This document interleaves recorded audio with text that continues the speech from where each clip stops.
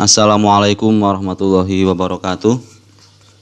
Para siswa yang saya banggakan, pada video kali ini saya akan menjelaskan terkait dengan tugas yang sudah kalian kerjakan kemarin, meskipun belum semua siswa mengerjakan, terkait dengan penyajian data dalam bentuk tabel distribusi frekuensi, baik itu data tunggal maupun data berkelompok.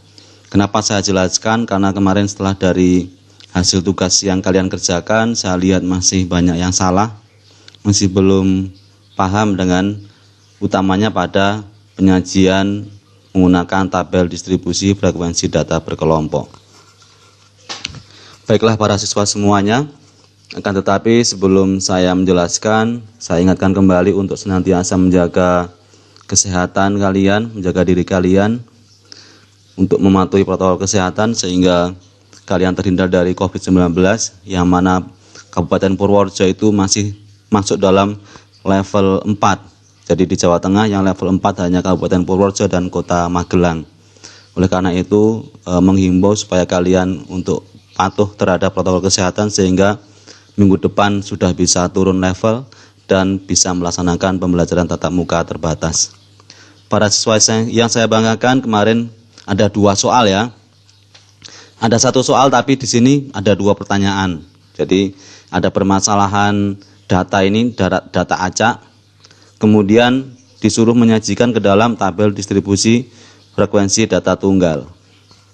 Jadi ada 40 data ini ya. 40 data. Kemudian ini datanya acak. Sehingga kesulitan ini kan kalau dibaca, kalau orang melihat itu kan masih acak-acak ini nilainya ya, tidak urut. Nah, kita sajikan ke dalam tabel distribusi frekuensi data tunggal. Cirinya apa data tunggal? Cirinya yaitu pada kolom nilai data ini nilainya nilai tunggal, jadinya satu-satu. Dimulai dari nilai data yang terkecil. Jadi di sini ragamnya ada berapa datanya? Jadi ada 26 ada, 27 ada, 28 ada ya, 29 ada, 30 juga ada, 31 ada, 32, 33, 34, 35, 36, 37, 38, 39, 40 ya. Ini di sini nilai data bisa diurutkan diurutkan dari 26, 27, 28, 29, 30 sampai yang terbesar. Meskipun nanti di sini, misalnya di sini 31, di sini nggak ada, berarti nanti di sini pada frekuensinya di sini 0 berarti. Ya. Jadi dibuat urut ya, sampai 40. Nah, setelah kita tentukan nilai data pada kolom nilai data ini, maka kita hitung. Jadi bagaimana cara menghitungnya? Caranya adalah kita bacanya dari angka yang pertama, jadi 27. Ini 27, nanti kalau sudah dibaca berarti ini dicoret, ya kan? 27. Kita buat kolom kolom bantuan ya, untuk untuk menuliskan kalau ini sudah dihitung ini ya. Jadi ini 27 masuk sini, tulis. Dicoret seperti lidi itu ya. Kemudian 33. Di mana 33? Oh, di sini. 39. Masukkan lagi sini. 32.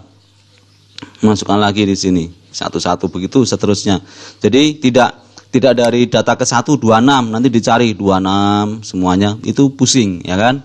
Jadi paling mudah adalah membaca dari data acak ini dari yang pertama. Jadi 27 kita sesuaikan di sini ada di mana. Semuanya kalau sudah dibaca sampai 40 data, maka nanti turusnya ini menyatakan banyaknya frekuensi. Nah, kita tuliskan, oh ini hanya ada 1 lidi, berarti frekuensinya 1. Ini ada 3. Ini 32 itu, ini kalau sudah ada 4 ini diikat, jadi ini dihitung 5 ya. Ikatannya itu dihitung 1, jadi ini 5 sama 1, 6. Dan nanti kalau dijumlahkan harus sama dengan 40. Ini. Nah, inilah yang disebut dengan tabel distribusi frekuensi data tunggal. Karena di sini datanya data tunggal satu-satu. Kemudian yang kedua akan kita sajikan dalam tabel distribusi frekuensi data berkelompok. Yang mana kita harus menentukan beberapa komponen ya melalui langkah-langkah berikut. Yang pertama adalah menentukan rentang atau jangkauan data. Yang mana rentang ini itu dihitung dari nilai data yang terbesar dengan data yang terkecil. Di sini dilihat yang terbesar berapa ini? Ini 40, yang terkecil 26. Jadi kita kurangkan 40 kurangi 26 sama dengan 14. Kemudian yang berikutnya adalah menentukan banyaknya kelas atau nilai K ya. Banyaknya kelas. Banyaknya kelas itu dihitung dari rumus ini, aturan Sturges ini ya. 1 ditambah 3,3 kali log N. N-nya adalah banyaknya data, yaitu 40. Jadi log 40 nanti dicari ya. Bisa googling juga bisa, pakai kalkulator juga bisa. Kalikan 3,3. Hasilnya 5,29 ditambah 1 jadi 6,29. Kita bulatkan ya, kita bulatkan karena banyaknya kelas itu harus bilangan bulat. Ya. Ini kita bulatkan jadi 6 ya, jadi 6. Jadi banyaknya kelas ada 6, nanti yang ke bawah ini ada 6 baris. Ada 6 baris ke bawahnya. Kemudian kita akan menentukan panjang kelas atau intervalnya, panjang intervalnya menggunakan rumus apa ini? Rentang dibagi dengan banyaknya kelas. Jadi rentangnya 14, banyak kelasnya ada 6. Jadi 14 dibagi 6, 2,33 itu kita bulatkan jadi 3 ya, kita naikkan jadi 3. Kenapa nggak dibulatkan jadi 2? Ya kan? Pasti akan bertanya seperti itu. Nanti kita coba kalau bulatkan jadi 2, apakah nanti bisa nggak dengan banyaknya kelas 6, kemudian panjang kelasnya 2. Jadi harus dicoba juga. Harus dicoba ya, nanti coba. Kalau panjang kelasnya, banyak kelasnya itu ada, banyak kelasnya ada 6, kalau panjang kelasnya 2 misalnya, berarti nanti misalnya dimulai dari berapa ini? Dimulai dari misalnya 26 ya, 26, kalau panjang kelasnya 2 itu berarti 26, 27, jadi hanya sampai 27. Berikutnya 28, 29 ya.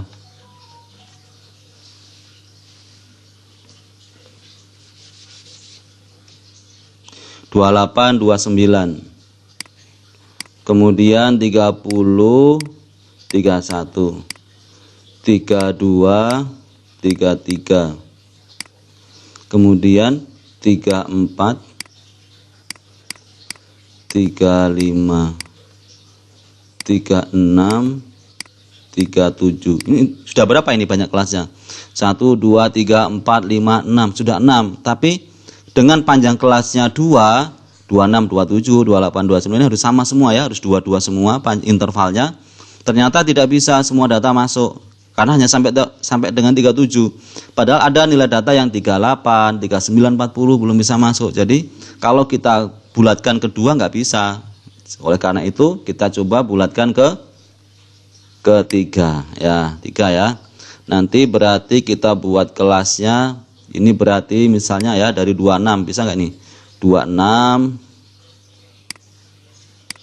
Kemudian kalau 3 itu berarti 26, 27, 28. Ini ya sampai 28. Jadi ini panjang kelasnya 3, ini bukan 2 ya, karena dihitung 26-nya dihitung, 27, 28-nya dihitung. Nanti 29 berarti sampai 30, 31 ya. Kemudian berapa lagi ini berikutnya? 32 sampai 34 ya kan. Kemudian 35 sampai 37. Kemudian 38 sampai berapa ini? 40 ya, 40. Ini sudah berapa ini? 1, 2, 3, 4, 5. Padahal harusnya berapa ini? 6 ya kan. Ini jadinya kelebihan. 41 sampai berarti 4 berapa ini? 41 sampai 43 ya kan. Nah padahal di sini nggak ada nih nilai data 41, 42, 43 nggak ada. Berarti ini nggak terpakai kan. Nah jadi ternyata nggak pas. Ternyata ketika panjang kelasnya 3 dimulai dari 26, banyak kelasnya itu ternyata jadi sampai ini ya, sampai 43 ternyata ini. Hanya yang bisa sampai 40 itu ternyata hanya berapa ini? Hanya 5 kelas ya kan. Hanya 5 kelas. Enggak sesuai, harusnya 6 ini. Jadi kita dengan dimulai dari 26 maka belum bisa. Jadi kita mulai dari berapa ini? Boleh kok kita turunkan, tidak harus selalu dari data terkecil. Bisa mulai dari 25 misalnya. 25 atau mulai 24 coba ya. 24 bisa nggak ini? 24 berarti sampai 26. 27 sampai 29 ya. 27, 28, 29 berarti sudah 3 nih. 30 sampai 32. 33 sampai berapa ini? 35 ya. 35. 36 sampai 38 ya. 38 ya betul. 39 sampai berarti berapa ini? 41. Oke. Kita lihat 1 2 3 4 5 6. Nah, ternyata bisa. Semua nilai data bisa masuk ke sini. Ya. Semua nilai data sudah bisa masuk ke sini. Yang terkecil 26 masuk ke kelas pertama. Yang terbesar itu 40 ya. 40 bisa masuk di kelas ke-6. Nah, inilah interval-interval kelasnya. Ingat ini harus selalu sama, harus selalu sama panjangnya. Intervalnya harus selalu sama. 24 sampai 26 itu kan 24, 25, 26. Maka lanjutnya ya 27 sampai 29. Nggak boleh nanti di sini 27 sampai 30, nggak boleh, atau 27 sampai 28, nggak boleh ya. Apalagi di sini nanti tunggal misalnya terakhir 40 tok gitu, tunggal, nggak boleh. Ini harus semuanya harus menggunakan interval itu ya. Itu cara menentukan intervalnya ya dari menggunakan langkah-langkah tadi itu. Ya, kalau sudah ketemu intervalnya dari 24 misalnya, atau bisa juga dari 25 lah. Coba kita coba kalau 25, bisa nggak? 25 berarti 25 sampai berapa ini? 27 ya. 25, 26, 27 ya. 28 sampai 30. 31 sampai 33.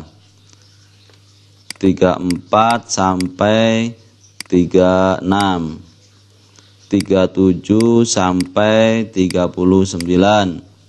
Terus berapa ini? 40 sampai 42. Nah, coba ini sudah ada 6 nih kelasnya ya, ada 6. 1 2 3 4 5 6, panjangnya 3. Semua data bisa masuk enggak? Ini 26 yang terkecil bisa masuk di kelas pertama. 40 data terbesar bisa masuk di kelas ke-6. Nah, jadi ini bisa.